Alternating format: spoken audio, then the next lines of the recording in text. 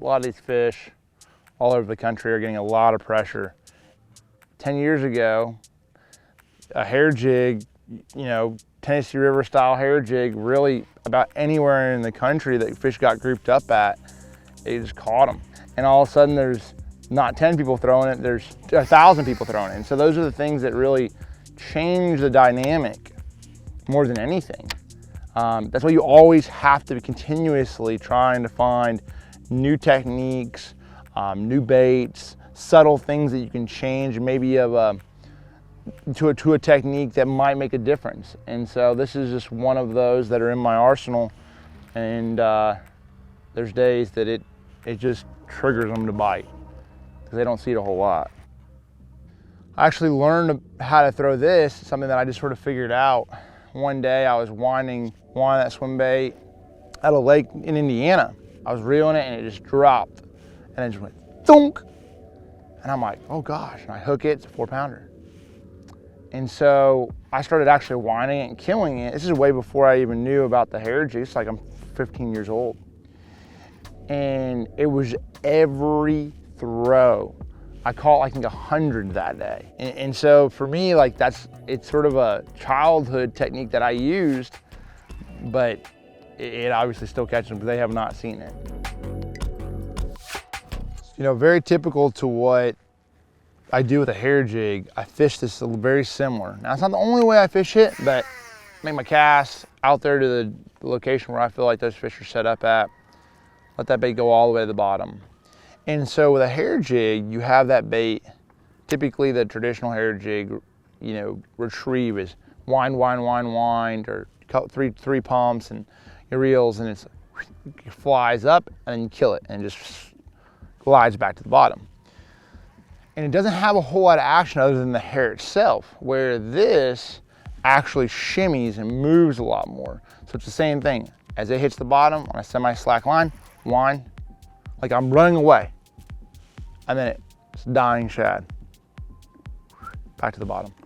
Running away, following it. And you can see a lot of times on active target where a fish will run up and look at it and follow it. And there'll be like 2 of them run up, look at it, follow it. And then all of a sudden you might switch it up just a little bit and one will just commit. Thunk. All right, so right here we have the hair jig and that swim shad. And realistically, you look at them, they both are trying to imitate a shad, okay? At the end of the day, they're a little bit different though, okay? So hair jig does not have a ton of action. It's not shimmying or wiggling, it's pulsing a little bit more. So it pulses a little bit more because of the hair. Now on the swim shad, it's the ultimate realistic looking, you know, swim bait of a shad, literally a swim shad. Think about it. You got a secondary dot, you have an internal weight in the head. So that's like, all right, it's the perfect situation if you're trying to match a 4-inch shad. That's pretty much what they look like. So, and it's a little bit more of an aggressive action, you know, where he's falling down and he's wiggling, the whole body's moving. You know, that hair jig is not the same. Similar to retrieve, but it's definitely not the same. So this is just our main lake point. It comes out, has a really nice little hard bottom turn on it, and there's some mixture of fish in here. You know, there's some white bass out there, largemouth, and the white bass and largemouth will mix together, and that is something because a lot of times the largemouth are lazy. They'll sit there and they'll just sit underneath the white bass school. They're wiry. They're all over the place, blowing up on bait, and largemouth just sit up underneath them and eat the bait that comes down. Now, this is the thing. You do have to sometimes match what they're eating. And you know, right now we're throwing a 4-inch, that 4-inch swim shad. There's times that you won't even get them to commit. They won't even bite it because it's not what they're looking for. Big giant gizzards. So there's times that I'll go to a 5 and you know, it's a bigger profile. You're not gonna get as many bites, but there's actual days where you could fish in a school of fish and never get a bite. And then you pick up something big and it just triggers them and you catch them every cast. Like it literally can happen like that. So not only is it action of a bait, changing that up, but it's also profile. Another retrieve that I utilize with this bait is really when they're not active, okay? Not a lot of current, or they're not grouped up right. You sort of think that, hey, because it's a swim bait, you need to fish it and reel it, or try to reel it around. There's times that I drag it just like a jig. It looks so similar to a shad, a dying shad.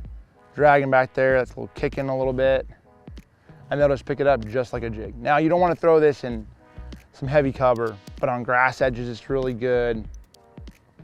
On hard bottom places, not necessarily a lot of rock, harder bottom places, it can trigger those fish into biting when they don't want to bite.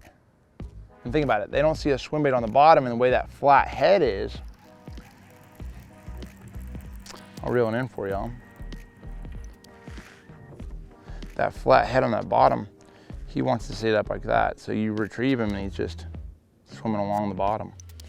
So that's really the key, is it's staying upright and just swimming down there. Even times if I have them like ticking it or like just missing it like I have right now, that's when I'll sort of slow it down, and hey, like if they ticked it, a lot of times they think they killed it. So I might even just drag it a little bit. And I've generated some strikes like that. Now I've also messed them up too, where they won't bite, they want to continue to run away from them. So you just sort of have to figure out the retrieve for that given day. Okay, so one thing that I'm always very cautious of is, in particular about more than anything, is just having the right setup for the equipment I'm throwing. For this particular technique, I recommend about a 14-pound line. I have the advanced fluorocarbon. 14-pound line to me is like the right diameter where it lets that bait fall correctly. But at the same point in time, you have an opportunity where that bait gets down there, and if you hook a big fish, you know, you don't have to play it around. You still have full control over them. I've caught a lot of 8, 9, even 10 pounders on 14-pound line and on that Suffix Advance, and it just, to me, that's like the perfect middle of the road. Now, as far as the rod and action, 7.3 medium heavy is what I'm throwing right here. This is my signature series, but it's just, you want a softer tip. You know, you want it just enough where they bite it and it loads up, and then it's more of a parabolic bend all the way down the rod. Because the hook set is very important.